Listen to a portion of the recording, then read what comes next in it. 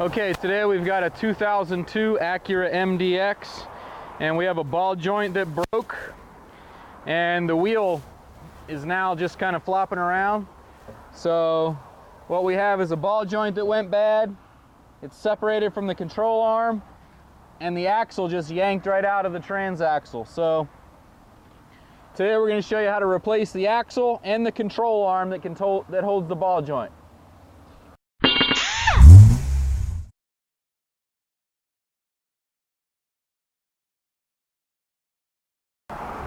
Okay, we've got the wheel out of the way. You can get a better view of what's going on here. And what we have is a wheel that's separated from the control arm. So the real culprit is this ball joint that's still, the bottom of the ball is still in the lower spindle over here, and the control arm, it's totally gone. And you can see how rusted the bottom of it is. When I get it off, I can give you a better view of it, but that ball joint's been bad a long time.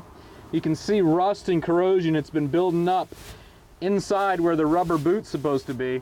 So this car probably had a bad ball joint for some period of time, and it wasn't ever inspected. And unfortunately, the way they found out about it was they were pulling out of a parking lot and hit the accelerator to move into traffic, and the car went forward and the ball joint broke off, and the axle ripped right out of the transaxle. So going from a simple repair to number one, a tow, well, number one, a possible unsafe condition. You could have gotten to an accident. You could have pulled out in front of someone and then stopped dead right there, which is what happened. So a lot of bad stuff could have gone on. This is a lot more work than it could have been. Hopefully we just need to put a new axle in and put a new control arm in. The axle didn't come out of the transmission. The axle, the inner CV joint, which this is some of the insides of it, the case is still there. The case fits over this. This yanked right out and it's still in there. So anyway, we're gonna remove the axle, remove the control arm, put new ones on. We're gonna hope there's no damage to the transaxle. We're gonna hope there's no damage to the steering or the strut or anything else. All this stuff would have been, you know, tweaked out pretty good. The wheel's probably bent, or it could be bent. The tire has no air in it. So anyway, we'll get started with these two parts we know of and see how it turns out.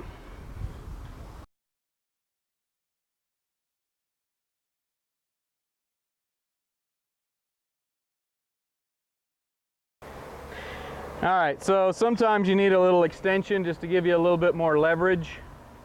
If you get more leverage, it really takes a lot of the strength out of it. Allows you to put a lot less force here. So yeah, we've got impact guns and we have a lift and we have everything to make this job nice and easy. But to be honest, this car would not have been easy to get on the lift because of its condition. You can't drive it at all. The tow truck dropped it right here in our parking lot. So we're doing this on the ground just like most of our customers, do-it-yourselfers, would do it. So there's a chance to see we jack it up. We put it on a jack stand. Of course, you never leave it on the jack. And then sometimes your impact tools or whatever won't work, so you go back to hand tools. And if you just do some basic mechanics, it's pretty easy.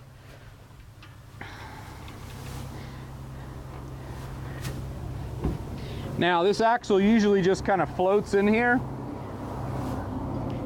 It's not pressed in or anything. That axle nut holds it in, and it just kind of floats in there. And this will loosen up and pop right out. Of course, this is a beachside car, so as you can see all the rust, this thing's got really bad rust. It's just flaking off. The rotor's totally rusted. This thing hasn't been driven for a couple of weeks, so the rotor's already all rusted up. But what I'm doing, instead of beating on the end of the axle, I'm putting a socket on it and using a socket with my hammer. And now you could damage this, you could mushroom it, so you got to be careful, but you're basically just giving it a few taps, back it off a few threads, and you'll feel it get loose. Once it gets loose, it'll push right out.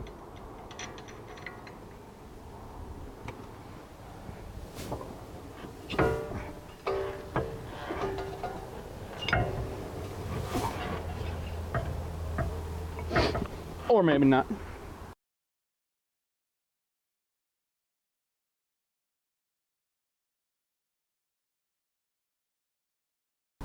And there's the axle. So this is the wheel end. This is the ABS encoder ring. This is what the ABS sensor reads. So when this is spinning, the ABS sensor sits up right there, and it knows how fast it's going. But this side used to look closer to this side. It's a boot that would have been attached to another piece, which you can see on the new axle that has another piece that fits into the transaxle. So there's the axle.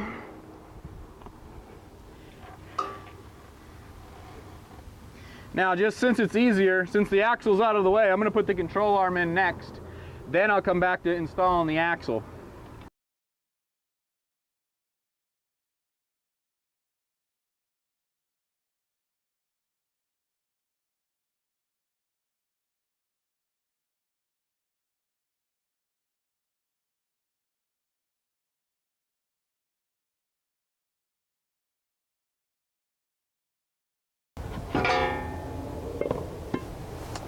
Okay, control arm out.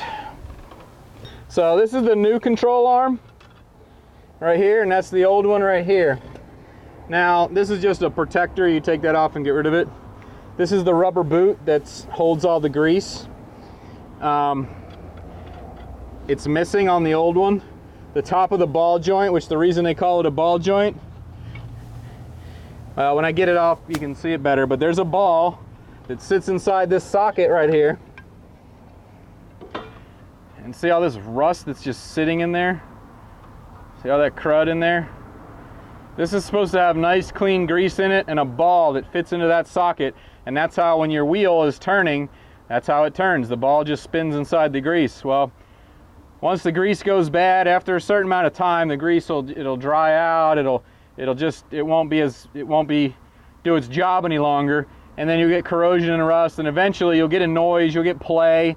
And this is why you should have your vehicle inspected, you know, twice a year, every 6 months or so, because if this has been like this for a long time, and they really could have had a dangerous thing happen with this brake. So it's important to inspect your car, especially when you hear little noises. So anyway, the new control arm has a new ball joint. It's got new bushings. Each corner has a bushing. That's a bushing. That's a bushing. So, but before we can put that in, we got to get the rest of that ball joint out.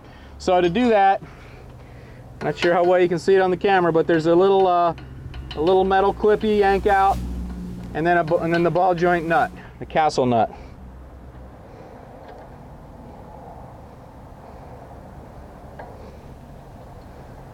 I don't know why I'm fighting myself so much.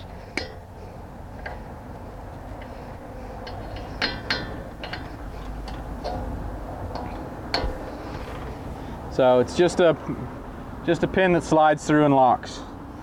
We're going to keep that because we're going to use it on the new one. The new one didn't come with one.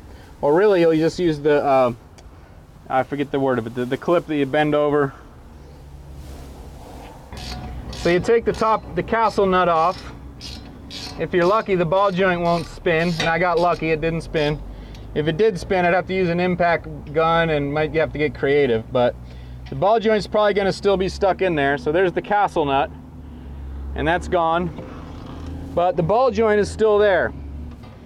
So there's two ways to get it out. One, I could hit the top of it and hope it comes out, or I can hit like I normally do. This is normally connected to a control arm, so I normally just give it one nice good hard whack right there. This is the metal that surrounds the ball joint, the shaft of the ball joint. So if you whack that hard enough, it'll vibrate just enough for it to free it up. So I'm going to try that first. If it doesn't work, I'll try and hit it from the top.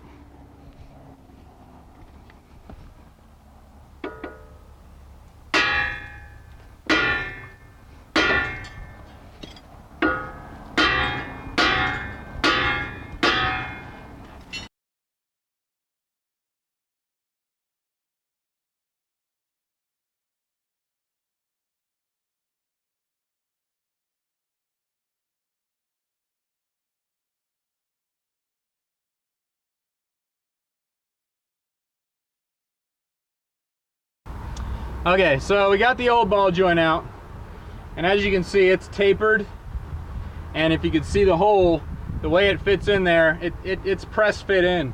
So that's why you gotta hit it pretty good to get it out. So there's the ball that's supposed to be in there to make it a ball joint, and again, it's so you can turn, but when it totally comes apart, that's what it looks like. So now we're ready to install our new one. We'll go ahead and set it up into place and start putting the bolts in. Oh, I'm sorry, we're gonna put the axle in first. Put the axle in first. Okay, so we have the old axle and we have the new axle, and we're laying them next to each other to compare, to make sure they're the same, and also to point out to you what is still in the vehicle, which is the inner part. The inner part of the inner CV joint is still in the transaxle, and all that holds it in is this little clip here, this little C-clip. Now we're going to pack wheel bearing grease around this so that it's nice and centered. The only reason we're putting wheel bearing grease in there is just to center this ring in there so that it's not sticking out like that. Because when we go to pop it in, if it's nice and centered, it'll pop right in. So, but first we got to get the rest of this out. So the axle looks the same. It's got the ABS wheel on it. It's got a new axle nut, so you do want to use the nut that comes on the new one in case the threads are different. So there's that. So to get this out of the transaxle, it's really hard to see on camera. I'm going to just show you out here what I'm doing. It's basically this portion of it is inside the transaxle and it needs to be pulled out. Well, without the rest of this, and really if it was there, if the rest of the axle was there, it's the same procedure. You're just going to get something up behind the back side of that inner part of the CV joint, and you're going to make sure you're prying on something solid and something you're not going to break, and you just pop it out. You just do a quick pop just to pop this part out of the little seal, and then it'll come right out. So because you can't see it, I'm going to do that. Now I tried with this longer one, it wouldn't fit. I tried with a screwdriver, it wouldn't fit. So I ended up getting this crowbar, which has been in my toolbox for 30 years. I rarely ever use it, but here you go. It fits perfectly behind it. It gives me just a good angle, good enough angle to work this out of there. So that's what we're going to do.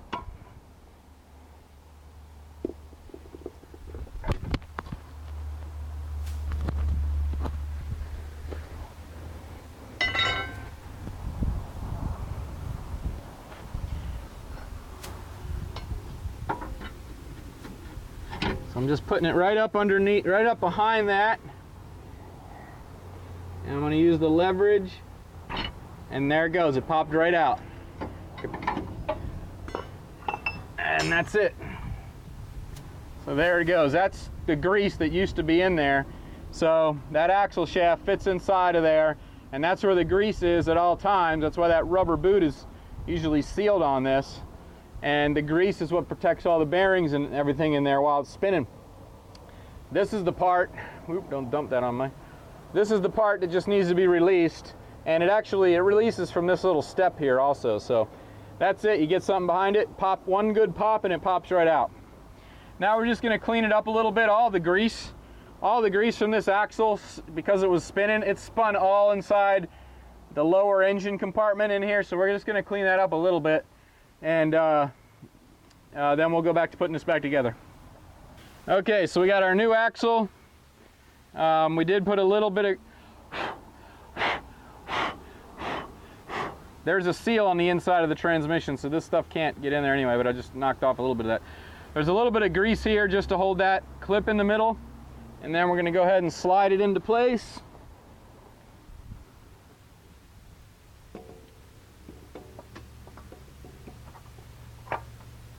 You have to turn it just a little bit just to get it to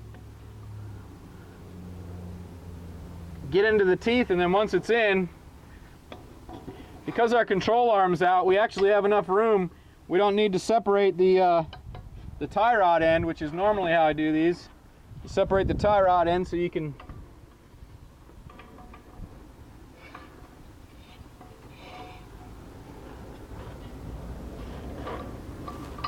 Alright, now while this is still all loose, I'm going to put the control arm, mount the control arm in place.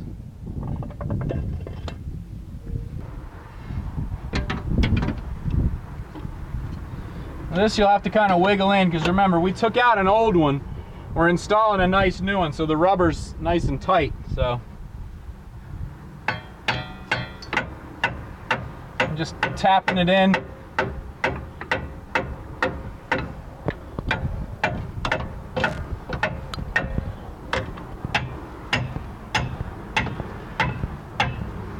Just tap it into place so you have a nice, the holes are lined up nicely. You can use a screwdriver to center the hole.